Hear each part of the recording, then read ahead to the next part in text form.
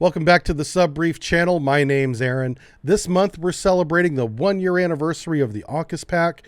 That is the Australian, United Kingdom, United States Security Pact that encompasses a whole lot of technologies and exchanges. Most of you are familiar with the main one, and that is the naval nuclear propulsion technology that we're going to share with Australia, allowing them to operate their own nuclear submarines. Essentially, they're going to get to choose between the UK Astute class or the United States Virginia class submarine, build them in Australia, and operate them in their Navy. But the program is a lot bigger than that. And we're going to go over what we've done in the past year with them, what agreements have we come to, and what other technologies are going to be shared under this agreement. First, what is the purpose of AUKUS? Why did this thing even happen? It is to promote security and stability in the Indo-Pacific region. That region is increasingly becoming more and more unstable as one belligerent country completely ignores the international rule of law at sea in that area with illegal fishing and claiming land that is clearly not theirs, but yet they still continue to operate on these islands and atolls, building military bases and occupying territory that is not recognized as their own.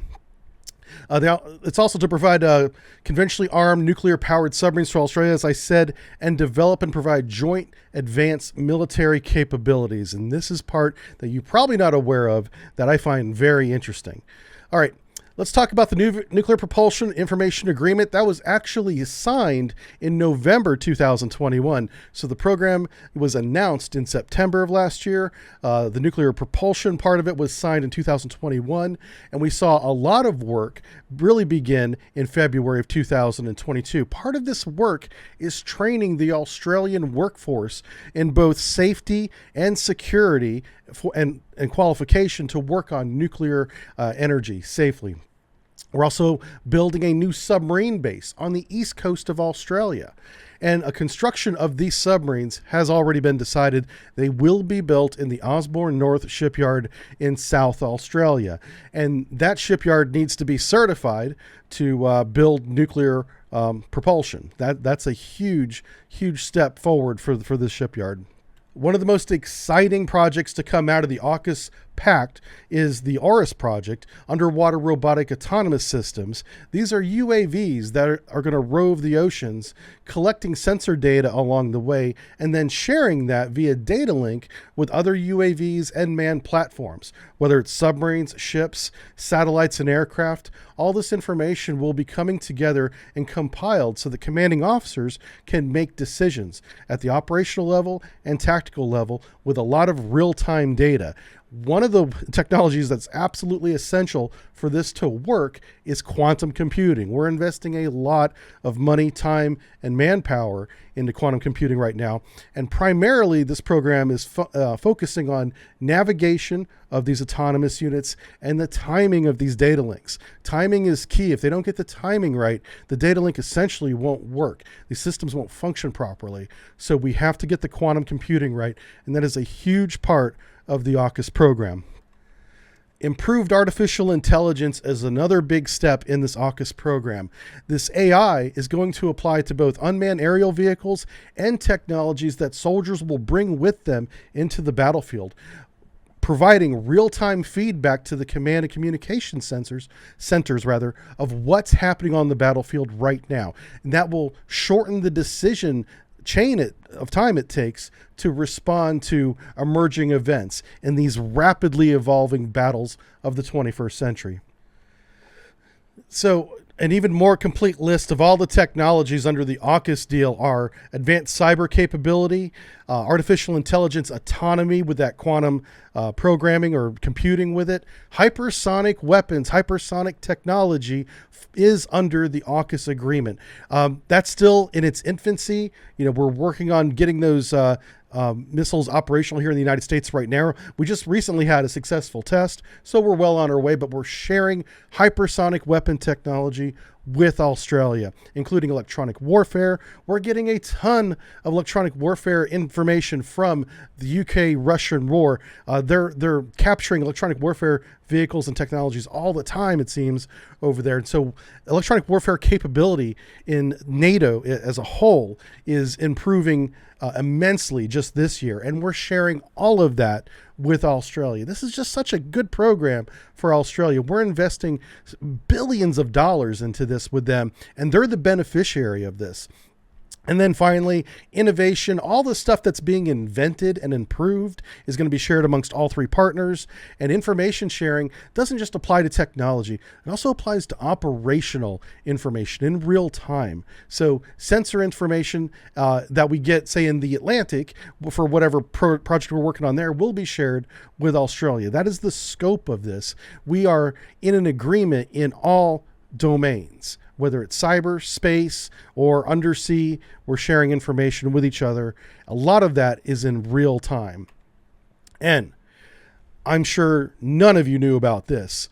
DARPA, the Defense Advanced Research Project Agency, is opening an office in Canberra.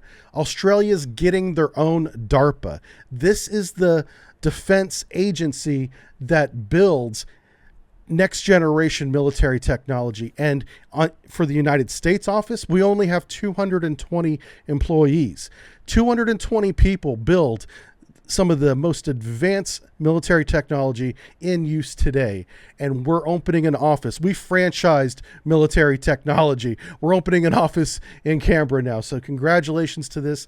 This is huge for the research and engineering community of Australia. We're going to be employing people over there, developing next level technologies. And I would like to point out that while this is a defense agency, they make things that apply outside of defense as well. One of the biggest things that I've seen as a vet are prosthetics rather, that have robotics in them. And that came out of the DARPA program, among other programs. But that's one of the things that they're doing is they're revolutionizing prosthetics. So war veterans that come back with injuries and lost limbs are regaining a lot of their mobility due in part of the research that's done at DARPA.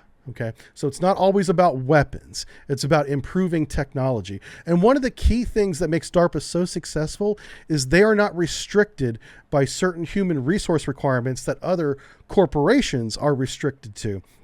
So they're allowed to take risk, and they're allowed to hire the best people because they're the best at their job, and that keeps the staff down. 220 people for the United States part of the program, for instance. And they have the potential to make huge technological leaps in each one of these experiments or ideas that they try. And sometimes it doesn't often end in success. It ends in failure. And they just learn from that. That increases their chance for success the next time they try the next technology. So they look at things differently than, say, a corporation does, or even a government agency that's heavily oversighted.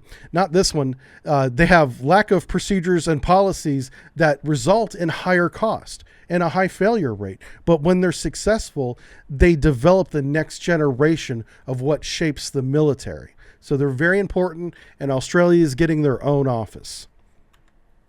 Sharing operational knowledge, I kind of already hit on this one, but we are sharing our information in real time with Australia now, and that's very important to submarine warfare. I've always said anti-submarine warfare is a team sport, and the more players you have on your team, whether they're unmanned underwater vehicles or just more submarines and air assets, the more you have in the field, the better your chances are of success, localizing and identifying enemy submarines. And so we're actively working at sharing real-time data with Australian platforms and commands to increase our chance of success at sea with this. We're going over lessons learned from the past. We're wargaming with Australia, and that's not new. I wargamed with them whenever I was in the Navy decades ago, and that just continues today, but it also falls under the AUKUS umbrella, as we're going to take these ideas, these lessons learned, and we're going to test them in war games at sea. Continue to do that. So this agreement, this AUKUS agreement, if successful, will be the template for future agreements. I could see an AUKUS style agreement with, say, Japan next, or maybe even the Philippines, Singapore, or any of the nations in that area. And I would even include India. India is trying very difficult things right now, and they're failing and succeeding in certain areas, but they're also working with the Russians very closely to become independent in terms of a military source. They want to build their own gear, and they could easily do that if they were to integrate with us. But instead, they've chosen to work with the Russians still. And I could see this framework being offered to other countries and maybe even India to see if we could work together and share technologies. We'll see. Something that is not under the AUKUS umbrella, and I want to be clear about this, this is not part of the AUKUS program, but is a beneficiary of this AUKUS agreement and all this technology, is the newly announced Defense Space Command. Australia has a Space Force now. Congratulations to Australia for doing this. It's in its infancy. They just announced it. It's coming. It's all coming together. But a lot of the technology and information that we're building together right now is going to apply to this new command. So they're going to receive a lot of benefits from this. The Australian public is going to receive tons of benefits, whether it's through, jobs and education in the universities and in the shipyards, and in the defense industry as a whole is going to be improved in places like Defense Space Command. So essentially, we're playing chess with an extra row of pawns with our UAVs and new technologies, and with 3 queens on the chessboard. We have a huge tactical advantage if we can make this program work. The program is only a year old, and we're just getting started here. This is going to be, an ongoing program, and we may not see the first submarine, for another 8 or 9 years. But once we get it started, we could see a very strong ally in the South Pacific in Australia. And it's really important that I think that we make this program work, because the alternative is this. China's influence is growing, and we've talked about that a little bit in other videos. But just recently, the Solomon Island chain that is just north of Australia is a place where during World War II, we lost thousands of Marines and sailors and hundreds of ships in the World War with Japan, and fought ferociously over those islands. Well, those islands have recently decided to cut off all foreign military visits, including obviously the United States, going forward. And we believe they made that decision in part because they want to move and work with China. And so the soft power influence, including money from China, is swaying these countries away from the United States influence and into the circle of China's power. And if we don't do anything to stop it, that will simply continue. China's not afraid to break international norms, international rules of law at sea, and expand their territory illegally, and is not recognized by the United Nations, yet they continue to occupy and militarize islands in the South China Sea, and they're convincing other countries like the Solomon Islands to move away from the United States and come into the sphere of influence under China. This is happening right now, and this is going to shape the 21st century. So the benefits of the Victorian era, are exhausted. We have to establish ourselves again in this century, and the lines are being drawn. The sides are being lined up right now, and nations need to decide which part of this fight do they want to be on, because this could be the future of that region if we do nothing. All right. Thanks for watching, everybody. I look forward to your comments on this. I'll see you next time. Bye.